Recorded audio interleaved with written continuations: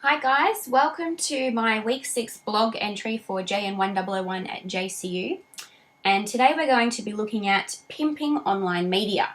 So in our week 6 lecture we discussed the importance of being able to report for a specific platform or a specific genre, and looking at today how styles of reporting have become very much amalgamated with new media forms of reporting. So looking at online publishing and things like that.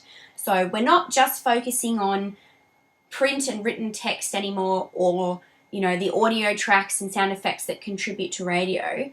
We're looking at all of these things combined, as well as with a visual element now, either of still images or of actual video itself, that kind of join together to make really effective online media productions. What I'm going to do today is I have an example to walk you through with of how we changed a particularly interesting story into something that became really good and effective for online media. My younger sister Claire came to me with the story itself, and I helped her to produce it. So step one for us was we recorded her soundtrack, and we did this into GarageBand. As you can see on my desktop here, I've got GarageBand up. Use a program that lets you edit the tracks as you go. Her audio recording sounded something a little bit like this on itself. Close your eyes for a moment and think back. What do you remember from when you were about 2 or 3 years of age? Not much? I'm not surprised. Most people struggle to think that far back. So her story is about our great-great-uncle Harold and his life on a sheep station. So we wanted to add then an audio track, a soundtrack, that would kind of add to this feeling. So I'm just going to mute the talking track, and we're going to play you just this audio track here. I'm going to turn the volume up a bit on it. So this is the song that we selected to go underneath.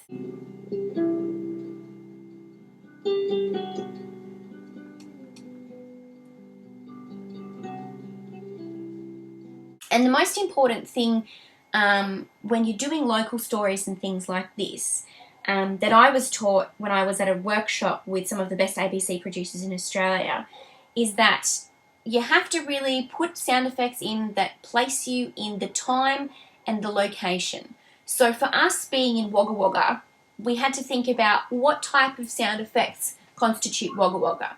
And one of them obviously was birds. Birds are one of the best ways that you can kind of show where someone is in a place, because they're different everywhere, and only certain species live in certain places. So you've got to really think about what you're going to use. So for us in Wagga Wagga, magpies and crows were the kind of things that we were leaning towards, but we ended up using a magpie track.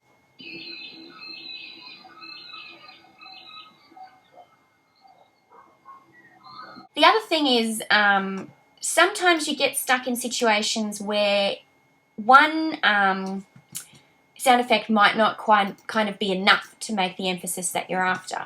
When you think about a sheep muster, if anyone's ever experienced something like this before, it's not just the sound of sheep. You have to contend with dogs barking, people whistling, calling for dogs, yelling at each other. So again, we weren't kind of relying simply on a sheep noise or a whistle from a person. We had to add quite a couple of different things in to try and get the idea across that it is a noisy situation and you have to contend with quite a lot of things. So this is what we came up with.